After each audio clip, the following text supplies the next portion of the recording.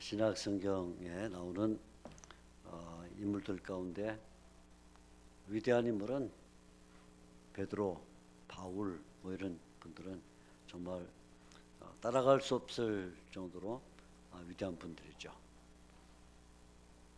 그러나 성경에는 이렇게 쫓아갈 수 없는 위대한 분들만 있는 것이 아니고 우리가 아주 가까이 느낄 수 있고 또 친근하게 느낄 수 있는 그런 분들도 있다는 것을 배우게 됩니다. 아침에는 주일 아침 예배이기 때문에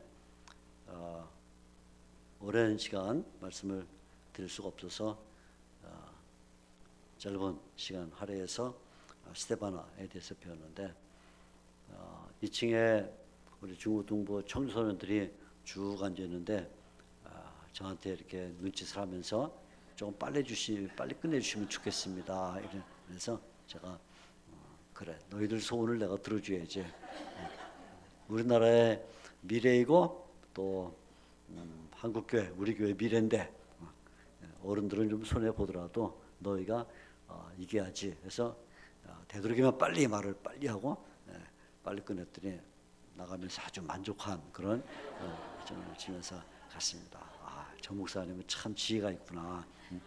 사경회라고 해서 점심 다 차려놨는데 막 길게 갖고 1시간 반에서 우리를 고문할 줄 알았는데 야, 저 정도 목사님이면 참 훌륭하다. 이렇게 말은 안 했지만 눈빛이 그렇게 보였습니다. 그래서 제가 앞으로 은곡교회 훌륭한 일꾼들이 많이 확보된 줄로 믿습니다.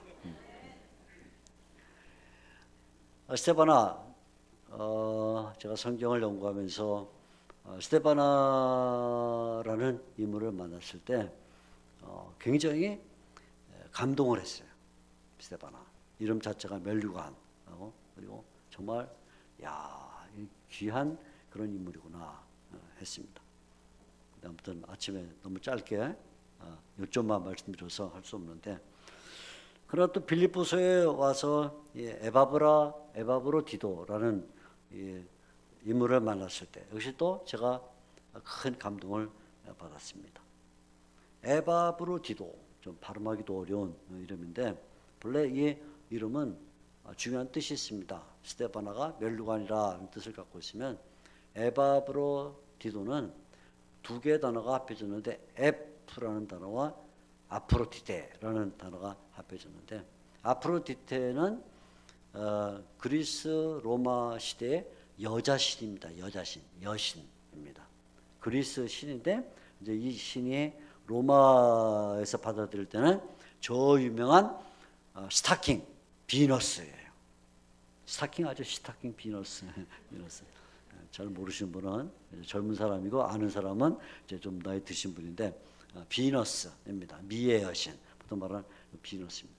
그러니까 아프로디테는 그리스식의 이름이고 비너스는 로마식 이름인데 똑같은 여신입니다. 정말 태양처럼 찬란하고 어느 화가가 비너스의 탄생이라는 그림을 그렸는데 바다에 큰 조개 떠 있는데 거기에 비너스가 떠오르는 장면으로 그렸는데 그만큼 로마 시대, 그리스 시대에는 비너스라는 여신, 아프로디테라는 여신은 정말 누구나 다 마음속에 흠모하는 그런 여신이었습니다.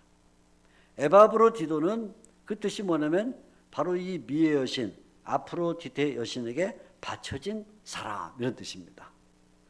남자예요. 이 사람 지금 남자입니다. 그러니까 아마 틀림없이 부모님들은 이방신을 섬기던 사람들이겠죠. 미의 여신, 로마 시대, 그리스 시대 신들이니까 하나님을 믿지 않는 우상을 섬기는 이런 이방신들을 섬기는 부모들이었는데 어느 날 아기를 낳았습니다. 아기를 낳아서 보니까 아기가 모세처럼 잘생긴 거예요. 모세인지는 몰랐겠지만 너무 잘생겼는데 앞으로 이 아기가 커서 이제 섹시를 만나면 아프로디테 아니면 비너스처럼 예쁜 섹시를 만나서 일생을 살아라 오늘 비너스 여신에게 바쳐진 아기다. 처음부터 이름이 이런 이방신적인 이방 종교적인 이름을 갖고 태어난 그런 아이니까 부모로부터 오랜 시간 동안 이방 종교를 배우고 그 문화 가운데 이방 종교에 흠뻑 젖어 있던 그런 사람이었던 것은 두말할 필요가 없죠. 에바브로디도 미의 여신 아프로디데에게 바쳐진 사람, 그런 뜻입니다. 그런데 어느 순간에 이 에바브로디도가 사도 바울의 측근이 되사 사도 바울 옆에서 사도 바울을 돕는 복음 사역자가 되었습니다. 본래 이 에바브로디도는 빌립보 교회 출신입니다. 빌립보 교회 사람입니다. 뒤에 좀 뒤에 가면 4장 18절에 이 에바브로디도가 다시 한번 나오는데 4장 18절에 이런 말이 있습니다. 빌립보 교회가 바울이 복음을 전할 때에 여러 연보 또 물질 이렇게 후원을 했는데 그때 18절 4장 18절을 보면은 이 빌립보 교회가 에바브로를 통해서 바울에게 물건을 날라다 줬어요. 18절에 내게는 모든 것이 있고 또 풍부한지라 에바브로디도 편에 너희가 준 것을 받음으로 내가 풍족하다 이렇게 말합니다. 그러니까 빌립보 교회가 바울을 돕는데 여러 차례 바울을 도왔습니다. 바울이 복음선도 또 바울의 전도여행에 경비가 들기 때문에 여러 경제적 후원을 했는데 그때 한 번은 바울에게 에바브로디도를 보내서 에바브로디도가 직접 보찜을 가지고 거기에 옷도 들고 뭐 먹을 것도 들고 뭐 어느 정도의 뭐 돈도 들고 이렇게 들고 가서 바울을 도왔다 그 말이죠. 그래서 바울이 말하기를 내게는 모든 것이 있고 풍부한지라 에바브로디도 편에 너희의 준 것을 받음으로 내가 풍족하다 그런 말이에요. 빌립보 교회가 바울을 존경했고 또 바울을 돕기 위해서 에바브로디도라는 이 사람의 어깨에 짐을 져서 보냈으니까 이 에바브로디도는 본래 빌립보 교회 성도였다 그런 말이죠. 근데 이제 빌립보 교회 파송을 받아서 바울 옆에서 돕는 일을 하게 되었습니다. 오늘 우리가 읽고 있는 이 말씀의 배경은 바울을 돕기 위해 빌립보 교회로부터 파송을 받은 에바브로디도가 다시 빌립보 교회로 돌아가는 자기 본교로 돌아가는 그런 장면이 여기에 나와 있습니다. 그래서 바울이 2장 25절 이하에 이 에바브로디도를 다시 너에게 보낸다 그렇게 말해. 28절 보면 그러므로 내가 더욱 급히 그를 보낸다. 다시 바울이 에바브로디도를 빌립보 교회로 보냅니다. 본래 빌립보 교회 사람인데 바울에게 짐을 갖고 와서 풀고 바울을 도와주고 이제 다시 이 에바브로디도가 빌립보 교회로 돌아가는 그런 장면입니다. 마치 우리 은교교회에 섬기는 예를 들어 뭐 동남아의 뭐 선교사님 아니면 뭐 남미나 또는 뭐 어디 아프리카 등등의 선교사님이 있는데 선교사님이 정말 고생을 많이 한다. 우리 은교교회가 그 선교사님 얘기 들으니까 아무튼 돕자 해가지고 우리 대표 뭐 한두 명이 비행기 타고 가져가기는 어렵지만 뭐 젓갈 가져가면 안 돼요. 된장국 끓여가지고 뭐 이렇게 짐도 좀 가지고 가는 것처럼 갔다가 말해. 가보니까 이 선교사님이 너무 고생을 해서 두고 올 수가 없어서 한 주일 두 주일 본래는 2-3일 만에 보고 오려고 그랬는데 그만 한 달 동안 섬기다가 이제 돌아오죠. 은국에 돌아왔다 그 말. 그렇게 생각하시면 돼요. 뭐 여러분 가운데 지금 내가 갔다 생각하세요. 그렇게 생각하시면 돼요. 그러다가 돌아오게 됐습니다. 그런 장면에 오늘 이 본문을 통해서 우리는 에바브로디도가 어떤 사람인가를 배우는데 세 가지 방면으로 배울 수 있습니다. 에바브로디도가 바울과 어떤 관계를 맺고 있는가. 바울과 첫째 바울이라는 사도와 두 번째는 빌립보 교회 이 공동체와 어떤 관계를 맺고 있는가. 첫째는 바울과 어떤 관계에 있고 두 번째는 빌립보 교회와 어떤 관계에 있는가. 세 번째는 예수님과 어떤 관계가 있는가. 이것이 오늘 본문의 에바브로디도를 이해하는데 세 꼭지점으로 바울과 무슨 관계가 있는가, 교회와 무슨 관계가 있는가, 예수님과 무슨 관계가 있는가 이렇게 나오는 것을 볼 수가 있습니다. 가장 먼저 우리가 이 본문에서 사도 바울과 에바브로 디도가 어떤 관계가 있는가 하는 것을 배우게 됩니다. 25절 말씀을 보면 바울이 에바브로 디도에 대하여 설명하는 말이 나와요. 25절 그러나 에바브로 디도를 너희에게 보내는 것이 필요한 줄로 생각하노니, 그러면서 에바브로 디도를 설명합니다. 그는 나의 형제요, 함께 수고하고 함께 군사된 자요, 너희 사자로 내가 쓸 것을 돕는 자라. 그는 하고는 설명을 하죠. 나의 형제다, 함께 수고하는 자고 함께 군사된 자고 너희의 사자고 나의 쓸 것을 돕는 자라, 그렇게 말했어요. 5가지의 명칭을 붙여줬어요. 5가지의 명칭. 형제, 함께 수고하는 자, 함께 군사된 자, 너희의 사자, 나의 쓸 것을 돕는 자. 제가 본래 신약 성경이 제 전공 과목입니다. 마태복음, 요한계시록까지 정말 수없이 읽었고, 어릴 때부터 성경 읽으면서 수없이 반복해서 읽었던 이 신약 성경에 보면 유명한 인물들 나오죠. 바울, 베드로, 바나바, 많은 인물 나오는데, 이 바울의 주변에 있던 사람들 가운데 걸쭉한 인물들, 실라라든가 디모데, 디도, 그 외에도 마가, 누가, 브레스길라, 아굴라, 수없이 많은 사람들이 있지만 바울이 이렇게 5가지 별명을 준 사람은 오직 에바브로 디도 한 사람밖에 없어요. 오직 한 사람.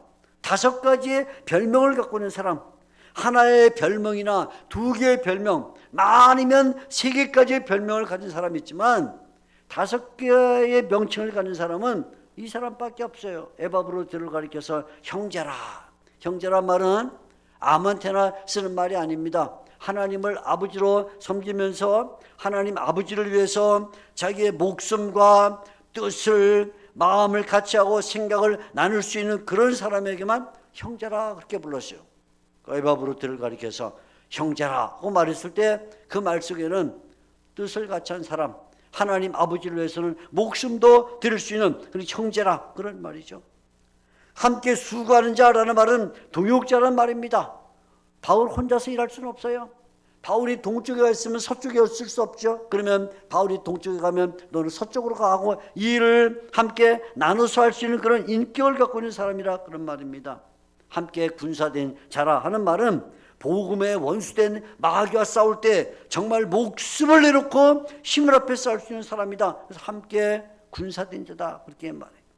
사도란 말은 본래, 그것은 사자란 말은 본래 사도란 말입니다. 바울 사도, 베드로 사도 할 때 쓰는 말인데, 이 교회의 사자가 됐다는 말은 에바브로 디도가 교회를 대표할 수 있는 그런 믿음을 갖고 있다, 그런 뜻이죠. 맨 마지막에 나의 쓸 것을 돕는 자라, 그 말은 쓸 것을 돕는 자, 봉사 정신이 강한 사람이라고 5가지 명칭을 줬어요.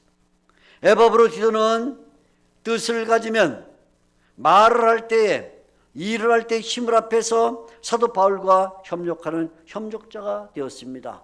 무슨 의미일까요? 무슨 의미는 이 에바브로 디도는 굉장히 유익한 사람이다. 유익하다.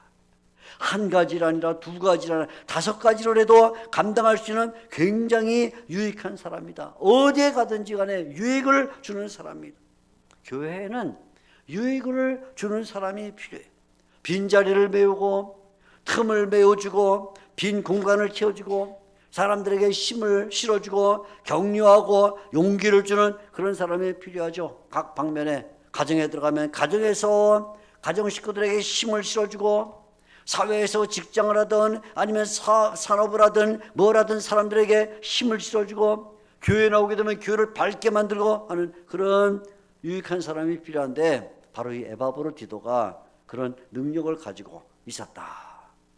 근데 놀라운 것은 이렇게 사람들이 많은 능력을 가지고 그런 사람들 앞에서 존경을 받고 그렇게 칭찬을 받으면 마음속에 무슨 생각이 드냐면, 그렇지, 내가 훌륭하지, 그러면 이제는 바울 떼놓고 나 혼자 일해야지 하고는 원래 많은 사람들이 금방 마음속에 뭐가 생기는 교만한 마음이 생겨요.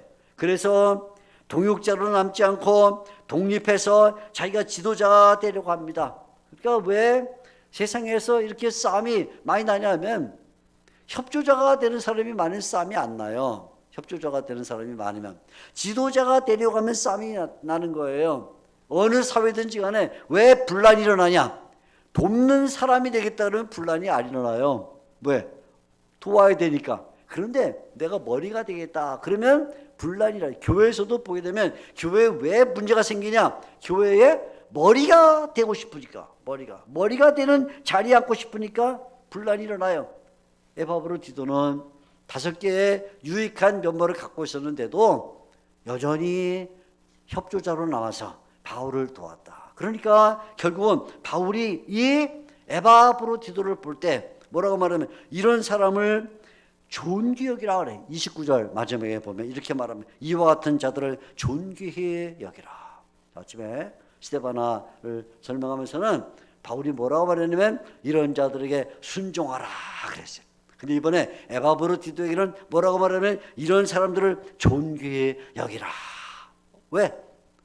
독립해가지고 자기가 교주가 되고 우두머리가 돼서 사람들을 막 좌지우지하는 그런 사람이 아니라 이런 능력을 갖고 있는데도 그 끝내 남아서 바울을 돕고 교회를 돕는 그러한 협조자의 몸을 갖고 있는 이 에바브로 디도를 얼마나 존귀하냐? 존귀여기라 이렇게 말해요.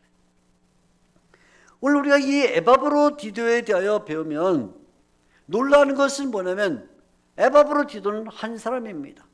그런데 이 한 사람인 에바브로 디도가 5사람의 몫을 대신할 수 있는 능력을 가지고 있었다는 거예요. 분명히 한 사람인데 얼굴이 5개입니다. 형제 얼굴도 됐다, 동역자 얼굴도 됐다, 함께 군사되는 얼굴도 됐다, 교회의 사자도 됐다, 그리고 바울의 협조자가 됐다. 언제든지 이 에바브로 디도는 툭 튀어나와서 여기에 필요하다 그러면 군사, 저기에 봉사자가 필요하면 봉사자, 저기에 교회를 대표하는 사람이 된다 사도 하면서 쭉 튀어나와서 일을 했다 그 말이죠. 여러분 우리가 바울의 이 서신을 읽을 때 바울이 지금 여기 빌립보서는 감옥에 로마 감옥에서 쓰고 있는데 로마 감옥에 있으니까 바울이 할 일도 없으니까 그래 에바브로 디도에서 한번 장황하게 쓰자 하고는 나의 형제요, 그 다음에 또 뭘 쓸까, 함께 군사된 자요, 또 뭘 쓸까, 함께 쓰고 이렇게 썼다고 생각하면 안 돼요. 바울이 종이가 많고 아니면 잉크가 많으니까 했던 말 또 하고 했던 말 또 했다 그렇게 생각하면 안 됩니다. 바울이 지금 에바브로 디도를 가리켜서 5개의 별명을 준 것은 한 사람이지만 그 5개의 몫을 한꺼번에 할 수 있는 그런 능력의 사람이다. 한꺼번에 5개의 능력을 보일 수 있는 사람이다. 오늘날 우리 기독교를 보면, 교회를 보면 정말 안타까운 거 보이는데 50명이 모이는데 5명 모인 것 같은, 500명이 모이는데 5명 모인 것 같은, 5,000명이 모이는데 5명 같은 그런 교회가 있어요. 우리나라에 그야말로 메가처치라고 불리는 큰 목회라는 분이 어느 날 우리 학교에 와서 체프를 인도하고 설교를 하셨습니다. 체프를 끝나고 같이 점심을 먹습니다. 그리고는 마주 앉아서 얘기 나누는 중에 목사님, 교회가 성도가 3만 명이나 되는데 그거 어떻게 다 목회를 하십니까? 하고 물었더니 목사님이 이렇게 대답했습니다. 아이고 총장님, 교인 수는 3만 명이지만 실제로 제가 목회할 수 있는 사람은 300명밖에 안 됩니다. 그래. 무슨 말씀입니까?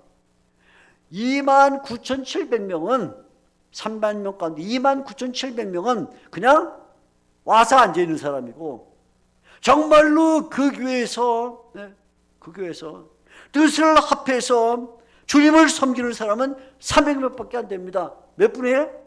100명 가운데 1명이라 그 말이에요. 100명 가운데 1명. 나머지 29,700명은 그냥 지푸라기처럼 모여있다가 바람 후 불면 날아가 버립니다. 우리 교회에서 교회를 위해 목숨을 드리는 사람은 300명밖에 없습니다. 100명 중에 한 사람, 3만 명 중에 300명밖에 없습니다. 그런 말이에요. 우리가 배웠죠. 이번에 3년 동안 코로나를 보면서 배웠습니다.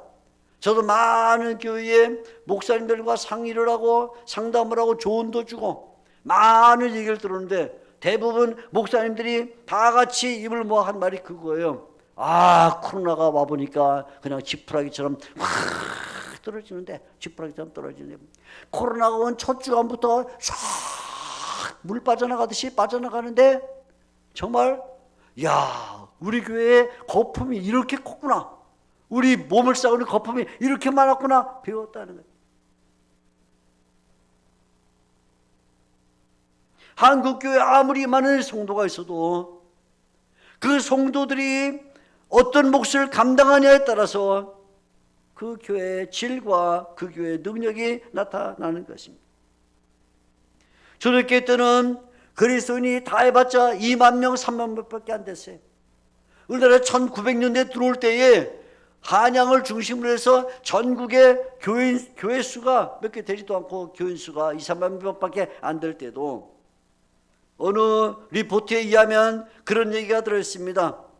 예수를 믿지 않는 마을에 대부분 사람이 예수를 믿지 않는데 어느 신자가 무슨 일 때문에 그쪽 지역으로 이사를 가게 됐는데 그 지역 사람들이 기독교인이 이사 오는 걸 반대했다는 거예요.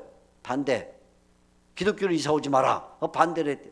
왜 반대를 하냐 하니까 그 사람들이 술 마시고 노름하고 그리고는 별별 회개망측한 짓을 다 하는데 예수 믿는 사람이 딱 와 있게 되면 그 사람이 마치 벽에다 못 박은 것처럼 우리의 모든 행실에 못을 박으니 못 견디겠다.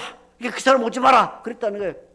예? 그리스도인들한테 야단 맞고 창피를 당하고 해서 그리스도인이 한두 사람만 이사를 와도 저쪽 동네에서 가면 좋겠다, 우리 동네 안 오면 좋겠다 했다는 거예요. 리포트에 나오는 말입니다. 교인이 적어도, 교회 수가 적어도 능력 있는 교인이 있게 되면 거기에 많은 사람들이, 예수 믿지 않는 사람들이 그에 대하여 양심에 찌르는 마음을 가졌는데 오늘날 우리는 그렇지 못하다 그 말이죠. 그러니까 오늘날 우리의 성도들은 에바브로디도와 비교해 볼 때 완전히 거꾸로 돼 있어요. 거꾸로. 한 사람이지만 5배의 5배의 능력을 바라는 게 아니라 어떻게 보게 되면 5분의 1 성도, 5분의 1 성도. 무슨 말이냐면 한번 성도가 교회 나오려고 하면 목사님이 전화 걸어요. 전화. 성도님 주일입니다. 이번 주일날 꼭 빠지지 말고 교회 나오세요. 여론사님이 찾아갑니다. 신방에서 이번 주일날 빠지지 말고 꼭 나오세요. 구역장이 또 갑니다. 이번 주일날 사경회니까 꼭 한 번만 나와보세요. 옆에 살고 있는 집사님이 또 찾아갑니다. 찾아가서 꼭 나오셔야 돼요. 그리고는 그날 아침에 교회 버스가 앞에 기다립니다. 그래도 안 와. 그래도. 그러니까 한 사람에게 5사람이 달라붙어서 담임 목사님 전화해, 전사님 전화해, 구역장 전화해, 옆에 사는 집사님 찾아가, 교회 버스가 가도 안 나와. 한 사람을 위해서 5사람이 달라붙어요. 얼마나 큰 경제적 낭비예요. 그죠? 천하보다 귀한 생명이기 때문에 우리가 천하보다 귀한 생명인 줄 알고 가서 모셔오는 거지만 5분의 1짜리 5분의 1, 한 사람을 해서 5사람이 달라붙어야 되는. 그러나 에바브로디도는 거꾸로 5배의 성도였습니다. 5배로. 한 사람이지만 5배의 모습을 가지고 주님을 섬기는 그런 사람입니다. 저도요, 알게 모르게 계산해 보니까 목회를 오래 했어요. 많이 했더라고요. 왜냐면 유학하는 동안에도 내내 목회를 했거든요. 세 교회. 3년, 4개월, 9년을 목회를 했습니다. 한국에 돌아오자마자 전통적인 우리 정말 전통 장로교에서 7년을 목회를 했습니다.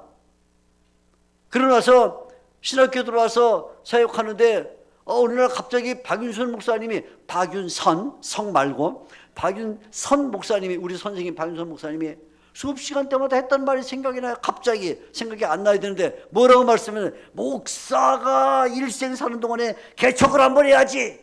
그 말이 생각이 나는 거야. 계속 양심에. 박윤선 목사님도 개척을 2번인가 3번 하셨거든요. 그래서 제가 신학교 사역을 하려고 목회를 그만두고 신학교 들어갔는데 어느 날부터 계속 기도만 하면 박윤선 목사님이 나타나는 것처럼 목사가 한번 개척을 해야죠. 개척을 했어요.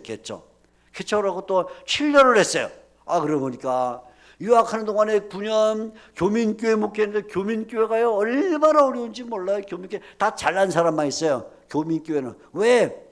벌써 터줏대감으로 20년 30년 살아는 사람들은 다 그 나라 말도 잘하고 그 나라 생활을 잘하기 때문에 자기가 왕인 줄 알아. 거기에 한국에 있는 대기업들이 파송해서 나온 파견 근무를 하는 사람은 잘났기 때문에 나온 사람들이야. 얼마나 잘났나 몰라. 떵떵거리면서. 거기에 유학하러 나온 사람들은 다 머리가 좋아서 유학하러 나온 사람이야. 교민은 교민대로 잘났고, 교민은 대기업에서 파송돼 나온 파견 근무한 사람은 지네가 제일 잘났고, 공부하는 사람은 자기네가 잘나가지고 셋이 싸우는데, 산파가 싸우는데, 누가 얘기하면 여기서 봤는데 완전히 얼마나 싸우니. 와, 골치 아파. 교민교회 9년 목회하는 동안 이렇게 뺏어 말랐어. 어떻게 살지? 살이 안 쪄.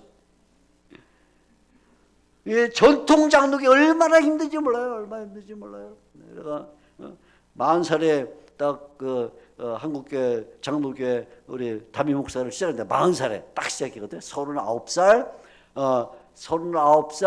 10개월째 내가 이제 담임 목사를 시작을 했는데, 우리 장로님들이 저보다 평균 20살 나이가 많았어요. 60이 넘었어요. 제일 나이가 적은 장로님이 17살 나이가 많죠. 저보다. 그리고 다 대부분 65세 정도니까 평균 내보니까 20년이 나이가 많아. 평균 내보니까. 와, 얼마나 힘든지 몰라요. 40살도 안 된, 만으로 안 된 목사가 딱 장로들하고 대화를 나누면 벌써 대화가 안 돼. 대화가. 왜? 뭐 때문에? 세대차. 대화가 안 돼. 대화가 안 돼. 얼마나 힘들지 몰라. 얼마나 힘들지 몰라. 개척을 해보니까 개척 맨 땅에 헤딩하는 것처럼 세상에 괜히 개척했다. 우리 집사람 맨날 국밥 해줘야 되고, 나는 와, 세상에 내가 왜 개척을 했지? 9년 더하기 7년 더하기 7년. 그럼 어떻게 돼요? 7년, 2번, 14년 더하기 23년을 목회를 했는데, 내가 목회를 하면서 내린 결론이 교인은 4종류가 있다. 결론을 냈어요. 4종류의 교인. 들어보세요. 여러분이 어느 카테고리에 들어가는가? 내가 어느 카테고리에 들어가는가? 첫째, 파괴적인 교인이 있어. 파괴적인 교인. 이 교인은 어딜 가든지 간에 망쳐놔. 주일학교를 가면 주일학교를 다 망쳐놔. 주일학교 망쳐놔. 주일학교. 안 되겠다. 당신은 노래를 잘 부르니까 찬양대 가면 찬양대를 다 망쳐놔. 안 되겠다. 빼가 구역을 다 망쳐놔. 하여간 어디를 가든지 망쳐놔. 말 함부로 하고 행동 함부로 하고 막 정말 예수 믿지만 한마디로 말하자면 4가지가 없어. 4가지 알죠? 싸가지가 없다고 말해요. 싸가지가. 어디를 가든지 그냥 들어가는 회의마다 모임마다 구역마다 주일학교 찬양대 어디를 가든지 파괴. 제가 그분을 가르쳐서 뭐냐면 도풀이다. 도풀 신자. 다 죽이는 도풀 신자. 거기 안 들어가길 바래요. 안 들어가길 바래. 두 번째로 어떤 신자냐? 의존적인 신앙인. 의존적. 파괴는 안 해. 파괴는 안 하는데 늘 빗대. 늘 빗대. 혼자는 신앙생활을 못해. 꼭 끌고 다녀야 되고, 오라 그래야 되고, 차 태워줘야 되고, 어디 밥 먹으러 왔어도 꼭 다 돈 내가 내줘야 되고, 한 번도 내는 적도 없어. 또 오면서 늘 올 때는 보자기를 갖고 와서 꼭 또 싸가. 얼마나 힘든지 몰라요. 얼마나 힘든지. 우리 교회도 그런 교인이 있어서 한 분이 장례식 가도 싸우고, 장례식 싸웁니다. 근데 장례 어떤 때는 권사님들이 저한테 와서 얘기를 했어요. 목사님 참 얘기 좀 해주세요. 저분한테 얘기 좀. 왜요? 장례식 가서 싸우는 건 좋은데 발인하는 날 아침에 사서 발인하는 날 그 바빠 죽겠는데 발인할 때 자기 보자기 가서 싸. 목사님 얘기 좀 해주세요. 보자기 신앙. 그죠? 이게 뭐예요? 이거는 넝쿨이야. 넝쿨. 그냥 혼자 가지를 못해. 남은 거 있으면 돌돌 말아 혼자 넝쿨 같은 신앙. 그거 안 되길 바랍니다. 의존적 신앙엔. 세 번째는 뭐냐? 자립적 신앙에서 자립적. 그래 잘하긴 잘 자라. 혼자서 자라. 교회도 지발로 나오고 집 가는 것도 지발로 가고 그네도 나오고 그러다 강화해. 자립적 신앙인데 바람만 쏙 불면 넘어져. 콩나물이야, 콩나물. 그런데 내가 정말 좋은 신앙을 봤는데 뭐냐면 조력하는 신앙인, 협조적 신앙인. 뭐냐? 사람들에게 늘 세워지고 살려내고 활력 있게 만드는 약초 같은 신앙인인데 이 성도만 집어넣으면 다 망가진, 아까 독풀이 망가진데 집어넣으면 다시 살려내. 이 독풀이 가서 또 망가뜨리면 약초 집어넣으면 또 살려내. 밝게 만들고 살려내는데 마치 우리 예수님께서 사람들을 불만스럽고 힘들고 어렵고 죽어져 병든 사람들인데 가시면 다 살려내신 것처럼 살려내는 약초 신앙이 있어요. 파괴적 신앙인이 되지 않길 바랍니다. 의존적 신앙이 돼서도 안 됩니다. 그나마 자립적 신앙이 좋지만 우리는 조력하는 신앙인, 다른 사람을 살려내는 활력 있는 신앙이 된다. 활력 있는 신앙이.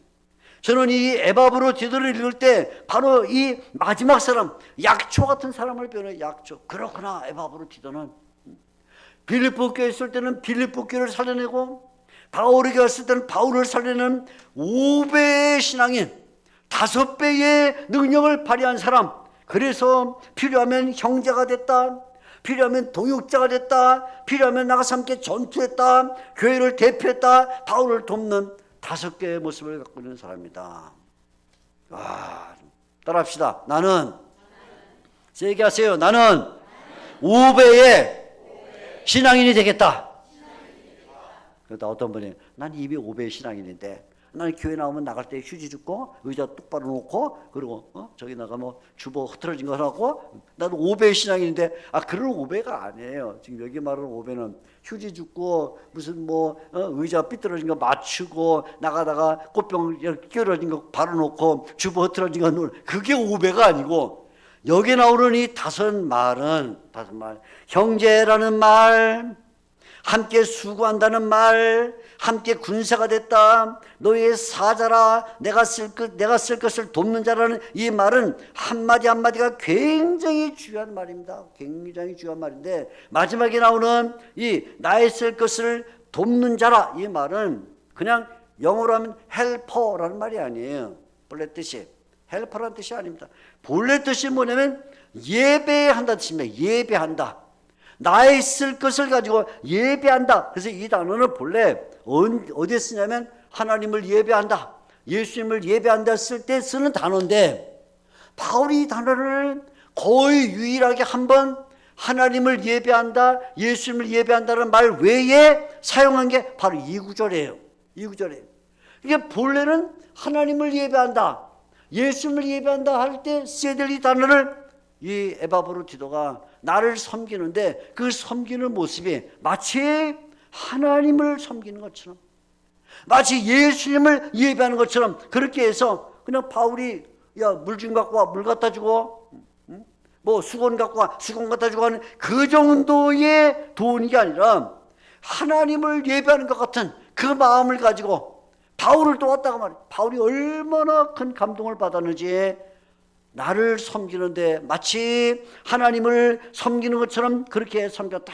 5배인데 그냥 5배가 아니라 아주 무거운 5배, 중대한 5배 그랬다고 말이에요. 만일에 어느 교회든지 에바브로 디도처럼 이렇게 중대한 5배의 일을 하는 사람이 있다면 그러면 그 교회는 아주 힘 있는 교회. 사람이 몇 명 모이냐가 중요치 않습니다. 사람이 3만 명이 모여도 29,700명은 후 불면 날아가 버리는 지푸리 같다면 의미가 없고 5명밖에 안 모였지만 그 모인 성도 하나하나가 500명의 힘을 발휘한다면 그러면 굉장한 거예요. 이게 바로 에바브로 디도, 바울과의 관계에서 5개의 얼굴을 가지고 바울을 도왔다.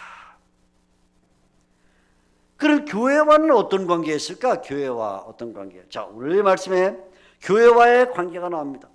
금방 우리가 봤던 4장 18절을 보면 4장 18절에 교회가 에바브로 디도에 대하여 어떤 생각을 가졌나 하는 것이 나와요. 4장 18절을 다시 한번 보면 바울이 말합니다. 내게는 모든 것이 있고 또 풍부한지라 에바브로 디도 편에 너희가 준 것을 받음으로 내가 풍족하니 이는 받으실 만한 향기로운 제물이요 하나님을 기뻐하신 것이라. 이렇게. 자, 여기 보면 에바브로디도 편애라는 말은 빌립보 교회가 에바브로디도를 보냈다 그 말이에요. 보냈어요. 보내는데 보낼 때 어떻게 보냈어요? 그냥 가서 한번 스마트폰 가고서 사진 찍어와 그렇게 보낸 게 아닙니다. 바울 선생님 잘 계신가 한번 사진 찍어다가 까똑으로 보내? 까똑? 우리 잘 계시네? 그게 아니고 뭐예요? 내가 쓸 것을 보내는데 바울이 뭐라고 말했냐면 이렇게 말한다. 18절에 너희가 준 것을 받음으로 내가 풍족하다. 이 풍족하다는 말은 바울이 예상치 않던 충분한 물건이 왔다고 말. 충분한 물건이 감옥에, 지하 감옥에, 로마의 지하 감옥에 들어있는데 지금도 전설적으로 로마에 가면 이게 바울이 있던 감옥이라는 감옥이 있어요. 로마 시내 안에 있습니다. 거기에 정말 바울이 갇혔었는지 아닌지 그건 모르지만 아무튼 그게 로마의 감옥의 한 형태인데 바위를 파서 지하실을 만들었습니다. 지하실. 빙 나선형으로 타고 내려가면 밑에 감옥이 있는데 벌써 나선형으로 내려갈 때 서너 걸음만 내려가면 그 잡고 내려가는 철골이 미끈미끈거려요. 미끈미끈. 왜냐하면 밑에서부터는 습기가 이끼를 만들어서 밑에 돌바닥은 잘못하면 넘어지고 이 철봉도 미끈미끈 내려갈수록 끈적끈적보다 끈적. 밑에 지하실에 내려가면 그 조그만 우물이 하나 있는데 거기서 샘물이 솔솔솔솔 나오는데 습도가 얼마나 높은지 몰라요. 지하 바위를 팠기 때문에 공기가 통하지 않아요. 햇빛은 하나도 들어오지 않습니다. 깜깜합니다. 거기에서 3년만 지나면 자동적으로 나병이 돼요. 나병. 햇빛을 못 쐬죠. 바람이 통풍이 안 되니까 가만 놔두면 기관지가 상하고 폐렴이 걸리고 폐병이 돼서 3년만 되면 자동적으로 사망해요. 자동적으로 사용을 할 필요가 없어요. 나병이 걸리든가 아니면 폐병이 걸리든가 그래서 죽는 데가 바로 이 로마의 감옥인데 바울이 이런 감옥에 들어있을 때 빌립보 교회가 놀라운 선물을 갖고 왔는데 딱 누가 등장했냐면 에바브로디라는 사람이 큰 물건을 갖고 왔다. 물건. 그러니까 에바브로디도에게 이런 물건을 맡겨서 바울에게 보냈다. 그 말은 교회가 에바브로디도를 정말 신뢰했다고 말이에요. 정말 신뢰했다. 왜요? 그 당시는 다 도적이 많고 가난한 시대인데 교회가 돈 지어주고 물건 지어주면 에바브로디도가 잘 됐다. 드디어 한몫 생겼구나. 뺑소리 치면 못 찾는 거죠. 그런데 이 사람은 믿을 수 있다 하고 보낸 거거든요. 제가 고등학교 3학년 때였어요. 고등학교 3학년 때인데 저는 고등학교 때에도 대학 입시는 둘째 문제고 하여간 수요 예배다가 금요기도 나가 토요일 날 되면 토요일 날 저녁에 가서 교회 자고 주일 날 새벽 기도하고 그다음에 우리 고등부 예배 참석한 다음에 대회에 참석하고 점심 먹고 성경 공부 6시간 하고 저녁 예배 참석하는데 저녁 예배 때는 찬양대 쓰고 그랬거든요. 그래서 이렇게 마른 거예요. 제가 하도 그렇게. 근데 어느 날 고3 때 우리 목사님이 저한테 주일날 저녁에 이제 다 일 끝나고 예배 끝나고 돌아가려는데 조선생 나 좀 모시오 그래. 그때 고등학교인데도 조선생이라고 불렀어요. 이상하죠? 제가 그때부터 선생으로 보였는지 고등학교 3학년인데 조선생 나 좀 모시오. 그래서 왜 목사님? 아이고 내가 뭐 잘못했나? 이거 뭐 믿음 생활을 해가지고 똑바로 못했나? 뭘 야단 맞이 깨나 보다 하고 가슴이 막 쫄려가지고 아 목사님이 무슨 일로 나를 부르시냐고 갔어요. 갔더니 목사님이 거기 앉으시오. 우리 목사님이 본래 부흥사예요. 부흥사. 학교 사범 대학을 나와서 본래 교사 출신이었는데 목사가 됐어요. 그래서 성경을 얼마나 잘 가르치나 몰라요. 선생님이기 때문에. 그런데 목소리가 기차와통 삶아본 같은 으악 해가지고 성경을 잘 가르치는데 와 하니까 제가 어릴 때부터 꿈이 뭐냐면 부흥사 되는 게 꿈이었는데 목소리가 거지 같아갖고 부흥사가 되지를 못해서 내가 깨달았어. 어느 날 내 목소리 갖고는 부흥사는 안 되겠다 해갖고 부흥사는 포기하고 성경이나 잘 가르쳐서 성경 교사가 됐는데 아무튼 이 목사님이 앉으시오. 그런데 숨이 막혀. 앉으시오가 그 말이 막 그냥 설태처럼 되면 앉으시오. 앉아야죠. 뭐 앉았죠. 목사님이 왜 누런 봉투를 갖고 오는데 손이 이렇게 안 잡히는 누런 봉투를 하나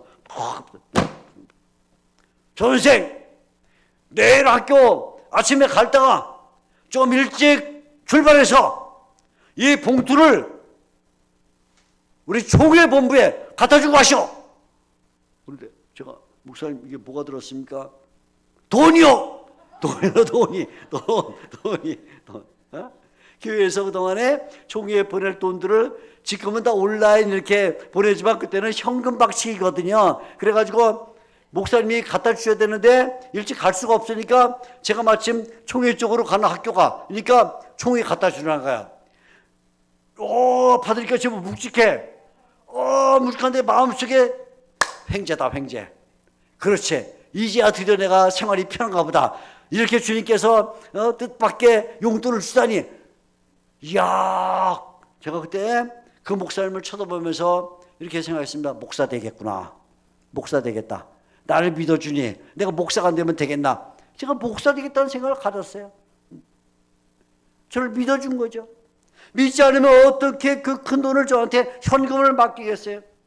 빌립보 교회가 에바브로디도에게 물건을 등에 쥐어주고 돈까지 쥐어주고 해서 바울이 받았을 때 내가 풍족하게 받았다고 말하는 것은 많은 물건을 받았다는 말인데 결국 에바브로디도는 교회로부터 신임을 받는 사람이었습니다. 오늘날 교회를 보면 안타까운 일이 뭐냐면 교회에 신임할 수 있는 사람이 많지 않다네. 신임할 수 있는 사람. 이 일을 맡기고 싶은데 과연 이 사람이 이 일을 맡겨서 제대로 할 것인가? 이 일을 맡았을 때 지멋대로 하는 사람이 아닐까? 이 일을 맡기면 자기가 갖고 있는 계획대로 풀어나가는 사람이 아닌가? 충성하지 않고 그냥 요령만 피면 어떡할 것인가 하는 생각이 들어요. 예수님께서 어느 날 규율을 말씀하시면서 이렇게 말했습니다. 마태복음 24장 44절에 충성되고 지혜 있는 종이란 말했어요. 충성되고 지혜 있는 종. 여러분이 예수님의 말씀에서 우리가 이 두 단어를 잘 들어요. 충성되고 지혜 있는 종. 오늘날 사람들이 회사에서나 아니면 뭐 학교에서나 뭐 어디서든지 간에 사람을 구한다 그러면 우리는 먼저 뭘 보는 이 사람이 지혜가 있나? 스펙부터 봐요. 스펙. 소위 말 스펙. 어느 대학을 나왔는가? 뭐 박사학위가 있는가? 해서 그런 사람을 택하려고 합니다. 지혜가 있는가? 지식이 있는가? 제가 늘 저하고 관련된 제가 잘 아는 교회에서 목사, 담임목사 청빙을 한다 그러면 저한테 와서 자문을 구하는 분들이 있습니다. 자문을 구하면 제가 늘 얘기합니다. 신문에 공부하지 마세요. 신문에. 그리고 혹시 신문에 공부하더라도 박사학위는 사람, 해외에서 10년 동안 사는 사람, 이런 사람, 무대 그런 말을 절대로 쓰지 마세요. 하나님의 교회에서 하나님을 섬기는데 순서가 지혜가 없으면 안 돼요. 그 요령을 피게 돼요. 간사한 사람이 됩니다. 자기 멋대로 합니다. 지혜가 있으니까. 예수님은 이렇게 말씀, 충성되고 지혜가 있어야 된다. 중성이 지혜보다 앞선다. 중성이. 그래서 우리 박윤선 목사님이 늘 우리 가르치실 때 하신 말씀이 있어요.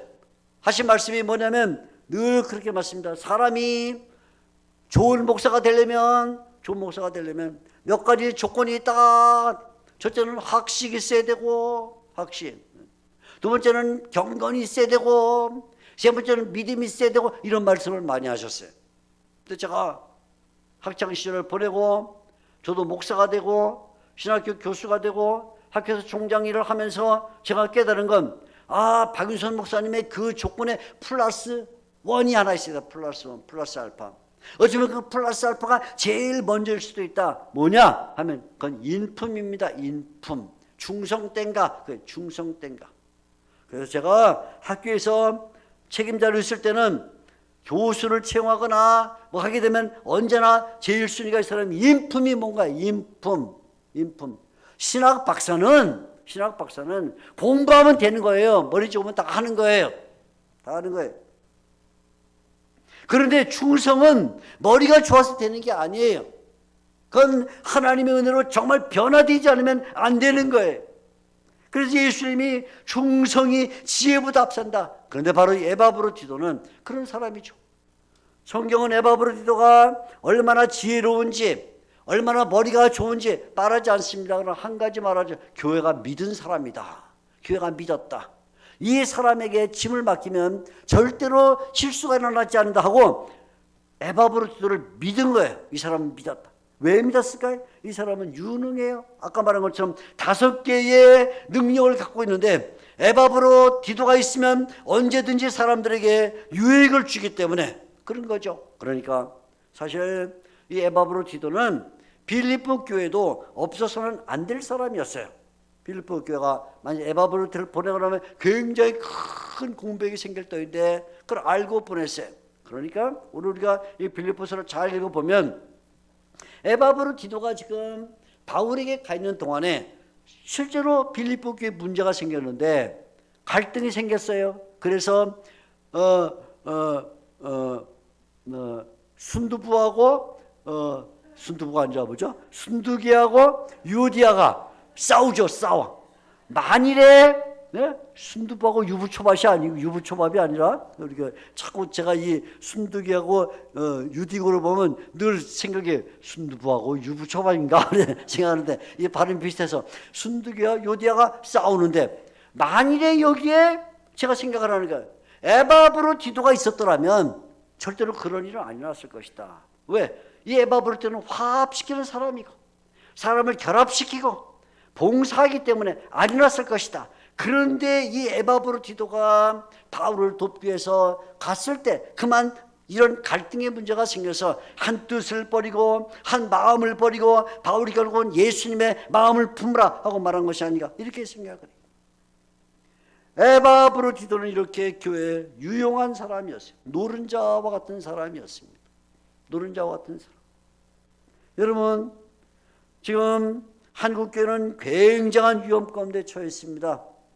한국교회의 10년 뒤를 제가 예측하면서 한국교회의 20년 뒤를 예측하면서 어떤 때는 잠을 못 잡니다. 과연 한국교회가 어떻게 될 것인가 생각하면서. 왜냐하면 한국교회를 책임지려면 목회자가 계속 공급이 돼야 되는데 목회자가 계속 공급이 되려면 신학교에 계속해서 신학생들이 들어와야 되는데 어느 시점부터 신학생이 들어오는 속도가 급감해서 절벽처럼 떨어져서 지금은 거의 바닥을 치고 있는 상태인데 제가 생각을 하는 거예요.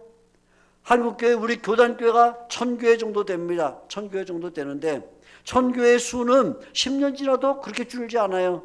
갑자기 주는 법이 없습니다. 교회 수는 20년 지나도 거의 비슷하게 있을 터인데 지금 신학생 수가 3분의 1로 줄어버리면 앞으로 10년 뒤에 그 1000교회를 채울 수 있는 목회자가 없어요. 목회자가. 그러면 어떻게 될 것인가? 목사가 없는 교회가 3분의 2가 될 거예요. 3분의 2가. 제가 그래서 교회들에게 목사님들에게 이야기를 합니다. 목사님, 그 제가 지난번에 교회 가보니까 그 찬양 리더하던 그 청년 참 좋던데 그 청년 신학교로 보내면 좋겠습니다. 목사님 뭐라고 얘기하면 그럼 당장 찬양지도 누가 하죠? 찬양지도. 이 경험을 해보니까 신학교 보내면 결국은 딴 교회로 가더라고요. 그럼 우리 교회는 청년이 비는데 어떡하죠? 개교회를 살리기 위해서 결국은 뭐하냐? 교회 전체가 망하고 마는 거예요. 여러분 배를 타고 가는데요. 배를 타고 가는데 타이탄 배가 대서양을 지나가다가 침몰하게 되면 그 배 안에 들어있는 방을 잘 유지한다고 해서 살아남는 게 아니에요. 결국은 그 방도 가라앉고 마는 거예요. 내가 들어있는 그 방 문을 걸어 잠그고 옷을 벗어서 문틈을 막고 그래서 물이 못 들어오게 하면 살아남는가? 아니에요. 그 배가 침몰하면 그 방도 같이 죽는 거예요. 빌립보 교회의 훌륭한 점은 교회에 이처럼 유능한 일꾼 에바브로디도 같은 한 사람이지만 5 몫을 할 수 있는 이런 사람 노른자와 같은 인물을 과감하게 보내서 바울을 돕게 만들었다. 오늘날 한국교회가 교회에서 훌륭한 청년, 훌륭한 인재를 교회에만 묶어두려고 하고 목회자로 세워주지 않으면 장차 10년 뒤에는 한국교회라는 배가 침몰하고 말 것이다. 우리 그걸 생각해야 돼요. 굉장히 무서운 얘기. 그런데 빌립보 교회가 우리와는 다른 생각을 한 거예요. 그렇지, 누굴 보낼 것인가? 제일 훌륭한 에바브로디도를 보내자. 우리 교회에서는 이만한 훌륭한 인물이 없다 하고는 에바브로디도를 보내니까 바울도 살고 빌립보 교회도 살게 됐습니다. 자, 이 빌립보 교회 이렇게 에바브로디도를 보내서 바울을 사랑한 이 에바브로디도는 빌립보 교회에 대해 어떤 마음을 가졌을까요? 오늘 우리가 26절 말씀을 보면 정말 놀라운 말이 하나 나옵니다. 보세요. 26절. 에바브로디도가 빌립보에 대해 어떤 마음을 가졌는가? 자, 보세요. 26절. 그가 에바브로디도입니다. 너희 무리를 간절히 사모하고 자기가 병든 것을 너희가 들은 줄 알고 심히 근심한지라. 오늘 말씀을 보면 에바브로디도가 빌립보 교회에 대하여 두 가지 마음을 갖고 있다고 말합니다. 첫째는 뭐라고 말해? 너희를 간절히 사모했다. 간절히. 마지막에는 심히 근심했다. 자, 두 말. 하나는 교회를 사모했어요. 교회를 사모. 어떻게 사모해요? 그냥 사모했다가 아니라 간절히 사모했다. 교회에 대하여 근심했습니다. 어떻게 근심했습니까? 심히 근심했다. 바울이 지금 여기에 그냥 사모했다, 근심했다 말하지 않고 한 번은 간절히, 한 번은 심이라는 말을 써서 정말 바울이 얼마나 빌립보 교회를 사랑하고 있는가를 보여주고 있는데, 왜 여기 빌립보 교회를 이렇게 에바브로디도가 사모하고 왜 이렇게 근심했을까요? 에바브로디도가 병이 났기 때문입니다. 병이 났어요.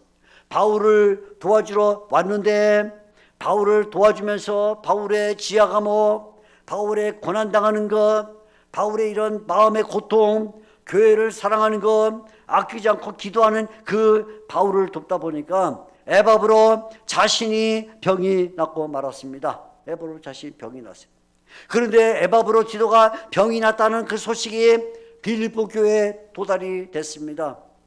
빌립보 교회가 그 때문에 기도회를 시작했습니다. 아, 에바브로디도가 나아야 되는데 하나님, 우리의 좋은 일꾼 에바브로디도가 건강해 주세요 하고 기도를 하니까 그 소식이 다시 또 에바브로디도에 들어왔습니다. 그러니까 에바브로디도가 빌립보 교회가 내가 병 났다는 걸 알고 굉장히 걱정하는구나 하는 그 말을 들을 때 병이 더 심해서 병이 심히 간절히 사모하고 심히 근심하게 되는데 걱정이 쓸데없는 데까지 간 것이죠.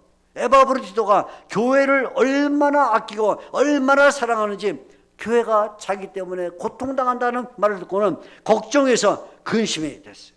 근심. 에바브로디도의 몸은 사도 바울과 함께 했는데 그 마음은 빌립보 교회에 가 있었던 것입니다. 교회를 정말 사랑하는 사람들은 어느 장소에 어느 지역에 떨어져도 교회를 염려합니다. 교회를 염려해요.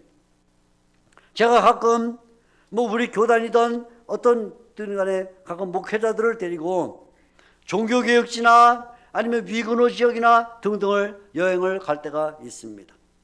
제가 얘기를 합니다. 여행 가기 전에 몇 번, 2번 정도 준비 모임을 가는데 제가 늘 얘기를 합니다. 목사님들, 저하고 종교개혁지를 가거나 저하고 위근호 팀을 가거나 아니면 성경지리 답사를 가게 되면 딱 저하고 출발하는 순간 교회를 잊어야 됩니다. 제가 얘기를 합니다. 왜? 그러면 가서 공부를 못해요. 공부를. 거기 공부할 게 얼마나 많은데.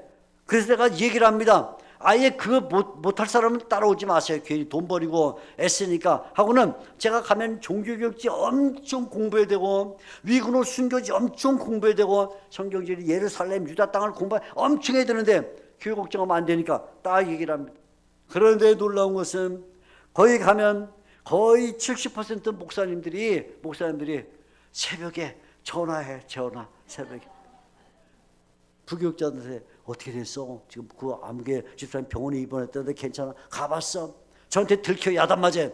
목사님, 제가 분명히 얘기했죠. 여기 가서는 교회 염려하지 말라고. 아, 어떻게 염려를 안 해요? 오늘 한 번 들켰는데 내일 들키면 돌려보냅니다.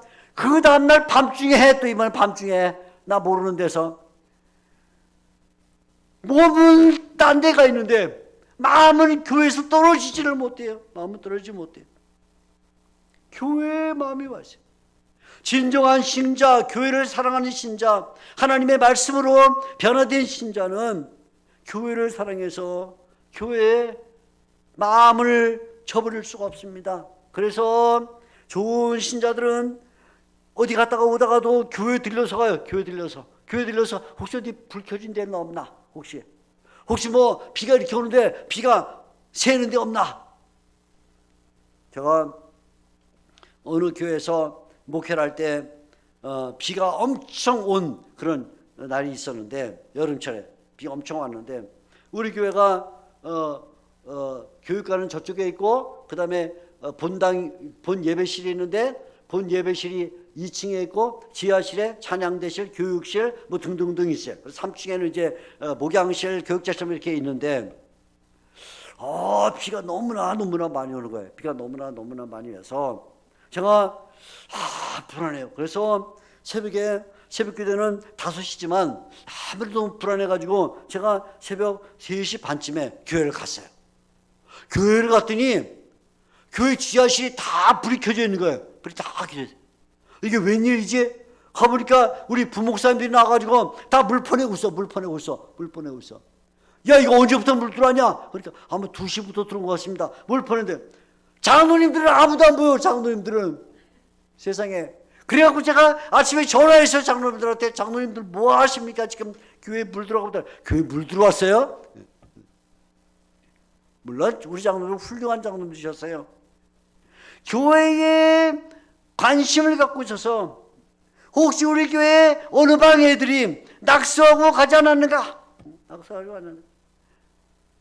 먼 길 가다가도 일부러 교회에 들려서 교회를 지나가 보면서 일부러 기름값 시간 아끼지 않고 교회를 들려서 혹시 불 켜놓은 데 없는가, 에어컨 켜놓은 데 없는가, 선풍기 켜놓은 데 없는가 하고는 돌아가 봐야 되는 거죠. 교회를 사랑하죠. 귀찮고 피곤하고 하지만 교회 이상이 없나 들여다보고 그런 마음을 갖는 게, 그게 에바브로디도의 마음이에요. 에바브로디도 교회를 사모했다. 교회 때문에 근심했다. 마치 교회가 자기 몸처럼 교회의 구석구석에 대하여 관심을 갖고 교회를 위해서 기도하고 그러죠. 발로 찾아갈 수 없으면 기도로, 입술로 하나님께 교회를 보살펴 주기를 기도하는 그런 마음이 필요하죠.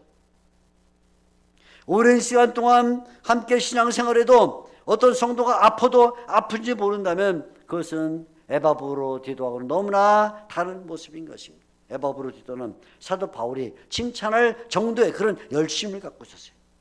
바울이 보니까 도대체 이 에바브로디도가 좀 너무해. 뭐예요? 지금 자기가 병들어서 자기가 지금 죽게 생겼는데 자기 병 나을 생각을 해야 되는데 교회가 내 병든 것 들고는 근심한다 하는 얘기를 듣고는 그것 때문에 지금 안달복달하는 거야. 안달복달. 그래서 여기 26절에 너희 무리를 간절히 사모하고 자기가 병든 것을 너희가 들은 줄 알고 심히 근심한지라. 그래서 바울이 근심이 하나가 더 늘었어요. 근심이 하나. 그래서 바울이 말하기를 27절 끝에 보게 되면 내 근심 위에 근심이라 이 편 쓰는데 뭐냐, 에바브로디도만 보고도 근심이 되는데 에바브로디도가 또 빌립보 때문에 걱정하는 거 보니까 안 되겠다 이거. 에바브로디도 다시 돌려보내야겠다 해서 비록 병든 몸이지만 돌려보내는 게 낫겠다 해서 지금 돌려보내는 것입니다. 그래서 여기에 28절에 내가 더욱 급히 그를 보낸다. 그를 보낸다는 거예요. 이렇게. 교회가 에바브로디도 때문에 안절부절하고 에바브로디도가 교회 때문에 안절부절하니까 결국 누가 안절부절하냐? 하나님이 안절부절하셨어요. 교회가 자기의 성도 에바브로디도 때문에 병났다 얘기를 듣고 안절부절하고, 에바브로디도는 우리 교회가 내 소식을 듣고 고민한다 때문에 안절부절하니까 하나님이 안절부절하셔요. 27절 말씀에 바로 그거죠. 그가 병들어 죽게 되었으나 하나님이 그를 긍휼히 여기사. 그 말은 뭐냐면 하나님이 쟤네들 저러다가 교회도 망가지고 에바브로디도도 망가지겠다 하고는 하나님이 긍휼히 여기셨다. 그 말. 하나님께서 승복할 정도로 하나님께서 살려줄 정도로 그렇게 에바브로디도가 교회를 사랑하는 마음을 가졌습니다.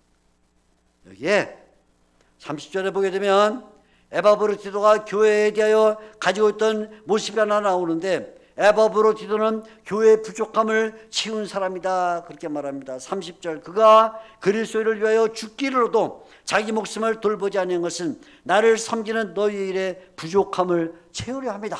부족함을 채우려 합니다. 그러니까 이 교회가 어느 시점부터 순두부하고 유부초밥이 싸우는 거예요.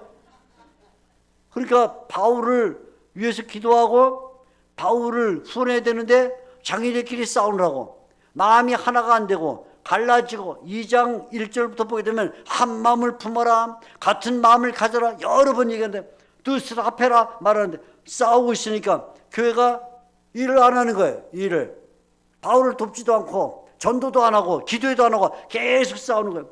어떤 성도가 아이고 나 이제 빌립보 교회 다녀야겠다 와보니까 순두부하고 유부초밥이 싸우고 있으니까, 아니 교회가 뭐 이런 교회가 돼 있어, 도대체 와보니 뭐 청소가 안 돼서 싸우느라고 청소가 안 돼 있어, 의자는 지멋대로 굴러다니고 있어, 앰프는 아무데나 돌아다니고 있어, 행정도 없어, 자기가 그 교회 여러 번 나오는데도 아무도 아는 체도 안 해. 그래가지고 이놈의 교회는 도대체 어떻게 행정이 안 돼 있고 시스템이 나쁘고 조직이 안 돼 있고 맨날 지들끼리 싸우고 게으르고 대면하고 원 교회가 이런 교회 같다고 그냥 쫑알쫑알 될 텐데, 보통 사람들은 비판을 하죠. 그런데 에바브로디도는 바로 이때 교회가 못하면 그러면 내가 한다. 교회가 못하면 내가 한다. 교회가 지금 이렇게 문제가 생겼으면 그러면 내가 해야지 하고는 교회를 도왔다 그 말입니다. 교회의 부족함을 채웠다 그런 말이에요. 다른 사람들이 못하는 그 봉사를 했는데, 바로 그 봉사가 바울이 말하기를 채웠다 그래. 채웠다.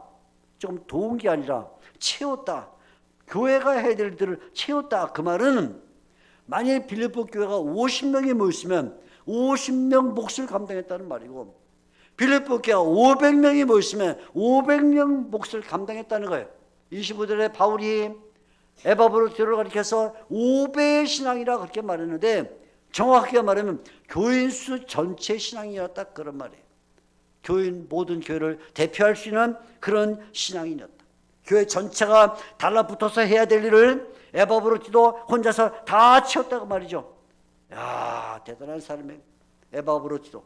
비록 성경에 한번 언급되고 빌립보서에 끝나는 사람이지만, 교회 전체가 달라붙어서 해야 될 일을 혼자서 다 하는 그런 능력을 갖고 있는 사람이다. 왜요? 이 사람은 죽기를 각오하기 때문에. 죽기를 갖고 있어요. 여러분, 오늘 이 말씀을 보면 이 에바브로디도와 교회의 관계가 무엇인가? 교회는 에바브로디도를 보내고 에바브로디도는 교회를 사모하는 사람이었다. 그런데 도대체 왜 그런 일이 벌어졌냐면 예수님과의 관계 때문입니다. 그래서 오늘 이 본문을 보면 에바브로디도가 예수님과 어떤 관계가 있는가 하는 것이 나오는데, 예수님에 대한 열심이 나와요. 자, 27절을 보겠습니다. 이렇게 말합니다. 그가 병들어 죽게 되었으나. 중요한 단어가 나와요. 병들어 죽게 되었으나. 30절 말씀을 보게 되면 그가 그리스도를 위하여 죽기에 이르러도 이렇게 나와요. 자, 27절과 30절에 똑같은 단어가 두 번 나오는데 무슨 단어예요? 죽는다라는데, 죽는다. 27절에 그가 병들어 죽게 되었다. 30절에 죽기에 이르러도. 이 짧은 25절에서 30절 6절 사이에 죽는다라는 단어가 두 번이나 나오는데, 이 사람은 하나님의 일을 할 때 대충 하는 법이 없다고 말해. 온 힘을 기울여서 일어나는데 죽음에 도달할 때까지 일어났다고 말해. 죽음에 도달까지. 죽음에 이럴 때까지 지사충성이죠. 죽기까지 충성하는 모습이죠. 자기의 몸에 병이 드는 것을 알면서도 일을 계속했어요. 여러분 생각을 해보세요. 빌립보 교회가 에바브로디도에게 보찜을 싸서 이 먼 길, 빌립보 교회는 그리스도에 있고 바울은 로마에 있으니까 나라를 지나서 바다를 지나서 로마로 가야 되는데, 그 먼 길을 가려면 건강한 사람이어야 되겠죠. 당연히 그 몸에 보찜을 쥐고 하려면 당연히 건강한 사람이겠죠. 아마 에바브로 디도 대신에 빌립보 교회가 조병수 목사를 보내자 그러면 아무도 동의 안 했을 거예요. 저 사람 심리도 못 가서 발병 나서 죽을지 모르겠다. 누가 저 같은 사람 보내겠어요. 보나마나 그죠? 좀 가다가 배탈 나거나 쓰러지거나 기절하거나 할 텐데, 그죠? 금식기도 3일하고 쓰러져갖고 일어나지 못한 저주제 안 보낼 거라면. 그러니까 에바브로 디도를 보냈다는 말은 그 먼 길, 나라를 지나고 바다를 지나야 되는 그 길을, 게다가 보찜을 쥐고 갔다는 말은 에바브로 디도가 상식적으로 건강한 사람이었다고 그래요. 건강한 사람.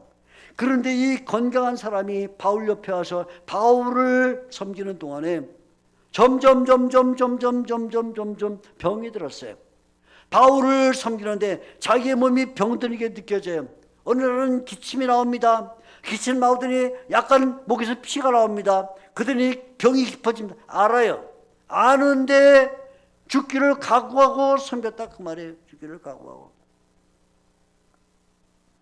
어느 날 우리 한국교회사 책을 읽는데 한국교회 초대교회에 대한 이야기를 읽다가 갑자기 눈이 확 밝아지는 부분을 봤어요.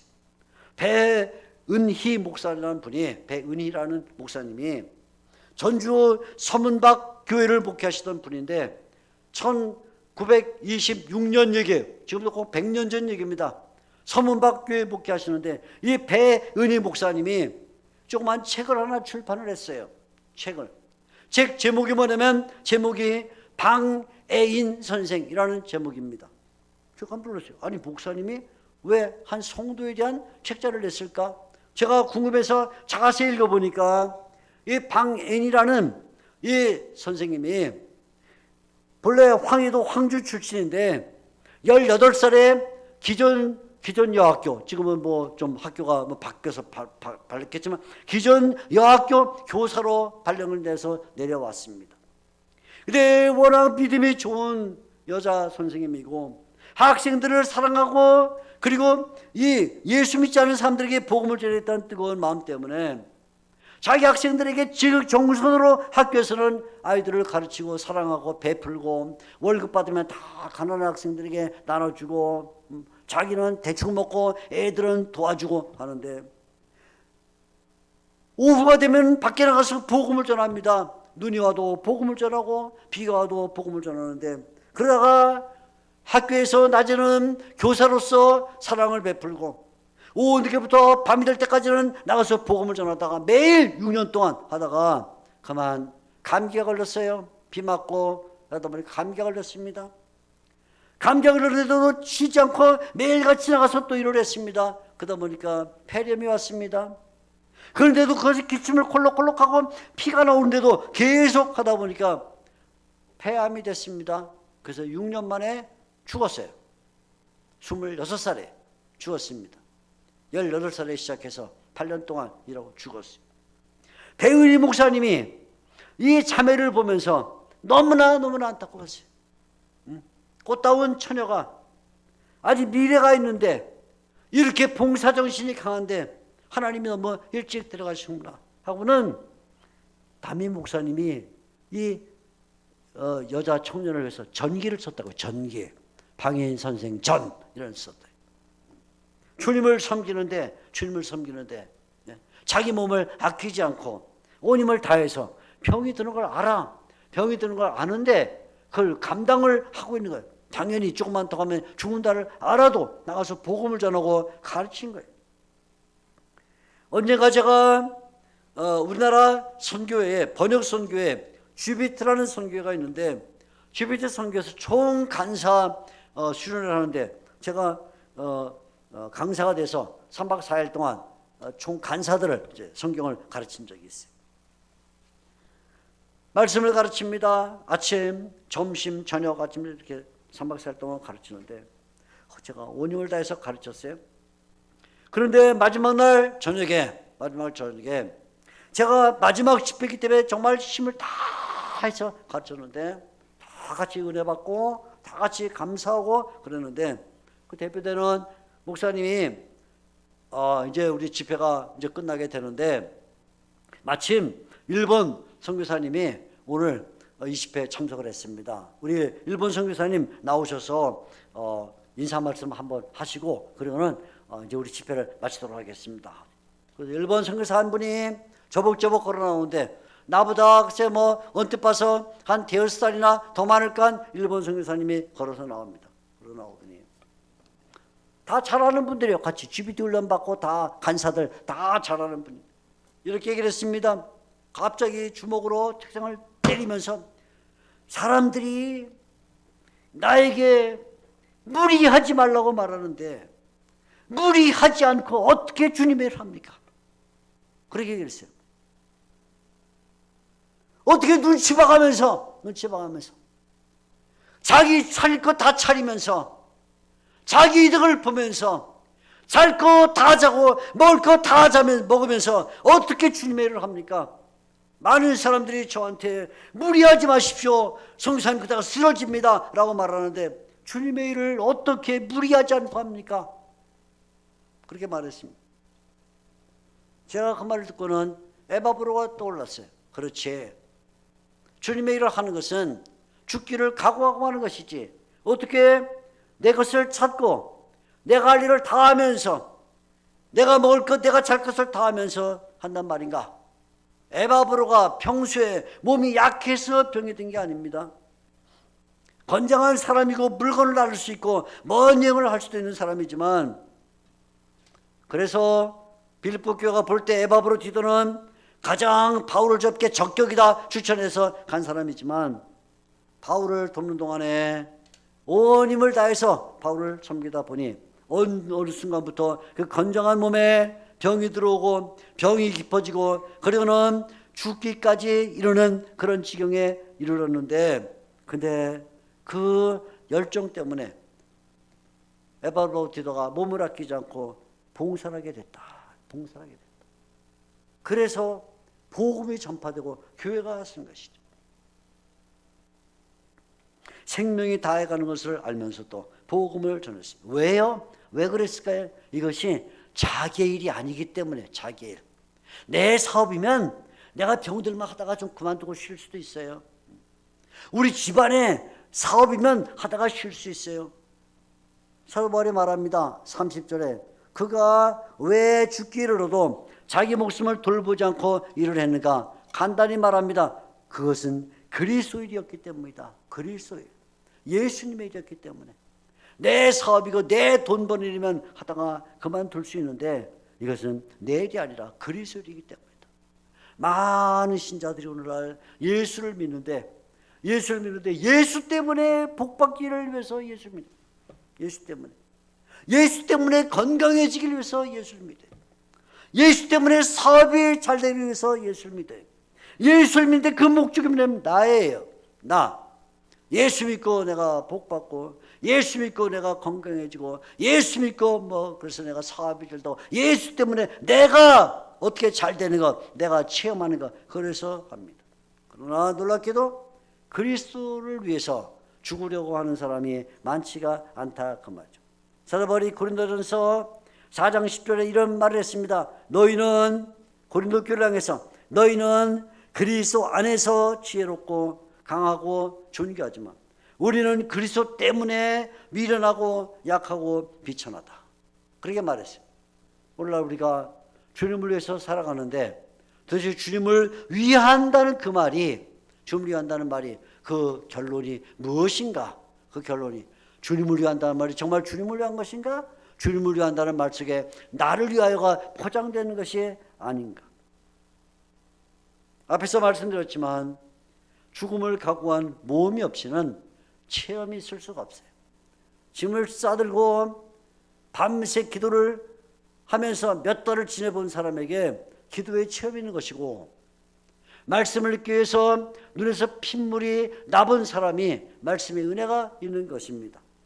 하나님께 영광을 돌리기 위해서 섬김의 봉사를 해본 사람이 그 사람에게 체험이 있는 거예요.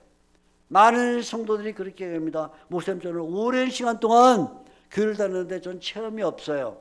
제가 얘기합니다. 성도님은 모험을 안 하잖아요. 모험을. 밤샘 기도를 해보셨습니까? 금식을 해보셨습니까? 눈에서 피가 날 정도로 성경을 읽어봤습니까? 안 해봤잖아요. 그러니까 무슨 체험이 있겠습니까? 체험은 몸을 걸어야 체험이 있지, 몸을 걸지 않으면 체험이 없어요.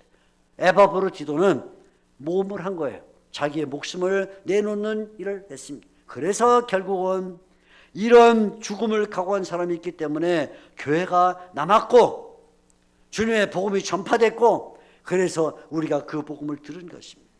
우리 은국교회 에바브로디도가 누구인가? 이 교회 있으면 그분을 존귀히 여기게 됩니다. 이런 자를 존귀히 여기라 그랬어요. 만일 없으면 내가 에바브로디도가 되겠구나.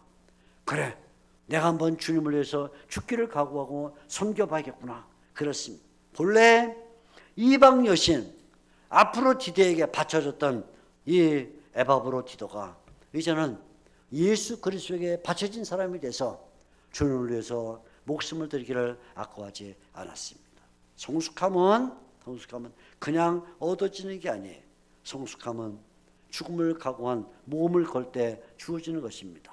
은교교회 모든 성도님들이 이번 사경을 통해서 코로나에 지나가는 이 시점에 한번 다시 비행기가 날아가듯이 한번 위로 올라가시고, 그리고는 주님의 은혜를 체험하고 이제부터 더 힘차게 과거에 3년 동안 나태하고 게을르고 철저던 것을 버리고 앞으로 힘차게 전진해서 하나님께 영광 돌리는 교회가 되기를 바랍니다. 오늘도 우리의 귀한 말씀 주신 하나님께 영광과 찬송을 돌립니다.